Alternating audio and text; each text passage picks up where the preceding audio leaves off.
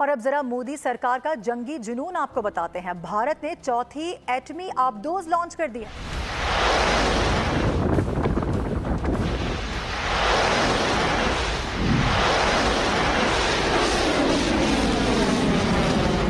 मैं तो बड़ा सरप्राइज हुआ हूँ ये देख के, क्योंकि ये आप जानती हैं कि ये मिसाइल ऐसा है कि अब पाकिस्तान को अपने डिफेंस का सोचना पड़ेगा। जंग को आप अगर भारत के अंदर लेकर नहीं जाएंगे तो वो नापाक और जलील दुश्मन आपका वो अखंड भारत और हिंदू राष्ट्र बनाने के लिए जंग को आपके घरों के अंदर लेकर आएगा। सुरक्षा में सेना कोई कसर नहीं छोड़ना चाहती। यही वजह है कि चीन और पाकिस्तान के खिलाफ मजबूत मिसाइल फोर्स तैयार करने में भारत तेजी से आगे बढ़ रहा है। ये क्या इंडिया करना क्या चाहता है? व्हाट इज द पर्पस क्या है? नरेंद्र मोदी आएगा हमारे ऊपर और फिर जो तबाही मचेगी, फिर जो खंडरात होंगे इस मुल्क में, अस्तगफुरुल्लाह, आप गजा को भूल जाएंगे। डीआरडीओ की नई एंटीशिप मिसाइल से कोई भी दुश्मन हिंदुस्तान की तरफ आंख उठाने की हिमाकत नहीं कर पाएगा। पाकिस्तान की आवाम को क्या चाहिए? आवाम को मिसाइल चाहिए या फिर रोटी चाहिए? देखिए, मिसाइल चाहिए या रोटी चाहिए, इन बात को आप जरा इसी बात को देख लें। अब फलस्तीन में जो कुछ हो रहा है, उनके पास कुछ नहीं है ना, मिसाइल नहीं है तो उनके पास रोटी भी नहीं है। मैं आपको सच्ची बात बताऊं, इंडिया पाकिस्तान से डरता है और पाकिस्तान इंडिया से डरता है। सिंपल सी बात, ठीक है।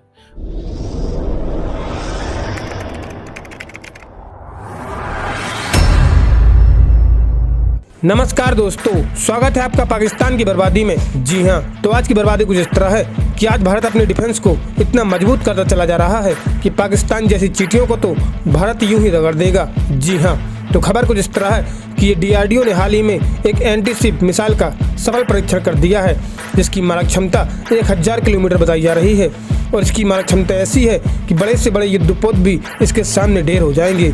जी हाँ, और डीआरडीओ ने इस एंटीशिप मिसाइल को भारतीय नौसेना को भी सौंप दिया है, जिसके बाद अब अगर भारत की तरफ किसी भी दुश्मन ने गंदी नजर से देखने का प्रयास किया तो यह एंटीशिप मिसाइल उसकी दुर्दशा खराब कर देगी। जी हाँ, और यह इस वक्त की सबसे बड़ी खबर है। खैर दोस्तों, आपसे छोड़िए, हम पहले पाकिस्तानी मीडिया का रिएक्शन देखते हैं। मैं आपको सच्ची बात बताऊं, इंडिया पाकिस्तान से डरता है और पाकिस्तान इंडिया से डरता है। सिंपल सी बात, ठीक है। मोदी साहब रिस्क लेने की कोशिश कर रहे हैं, लेकिन उसके लिए पाकिस्तान बड़ा तैयार बैठा हुआ है। मैं आपको बात बताऊं, मेरी जो असेसमेंट एंड अंडरस्टैंडिंग है, मोदी साहब किस चीज़ का रिस्क लेते हैं? वो जी कश्मीर में हुआ तो हम करेंगे। मेरी अपनी ऑब्जर्वेशन ये है कि इंडिया इसको मिसकैलकुलेट कर रहा है। अब इंडिया जो है ना, जब इंडिया की एक थी ना स्ट्रैटेजी थी, उसे कहते थे कोल्ड स्टार्ट, ठीक है जी। कोल्ड स्टार्ट स्ट्रैटेजी क्या थी? आई थिंक 2008-9 में आई था, मैं यूनिवर्सिटी पढ़ रहा था, मैंने बड़ी डिटेल में उसको हमने स्टडी किया। वो क्या थी? वो कि जी अगर पाकिस्तान की तरफ से, हिपोथेटिकल स्पीकिंग, अगर पाकिस्तान की तरफ से अटैक हो जाता है, इंडियन पार्लियामेंट किसी नॉन स्टेट एक्टर कर देते हैं, जिसको पाकिस्तान कहता है, हम तो नहीं कहते, नॉन स्टेट एक्टर कहते हैं क्योंकि कश्मीरी है, दिस एंड दैट। तो इंडिया कहता है जी हम क्या करेंगे? वो कहता है हमारी जो ऑफेंसिव फोर्सेस हैं, it will take them few days to reach to the border, so what shall we do?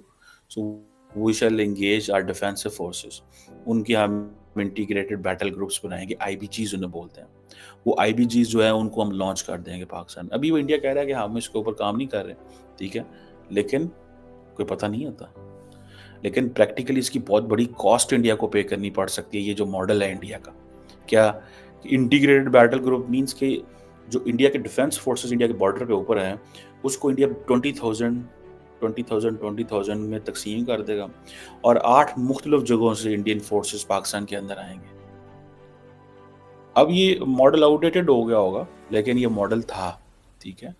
और आई थिंक उस वक्त जनरल वीपी मलिक साहब चीफ होते थे, if I am not wrong, I don't remember now. तो वो ये मॉडल था।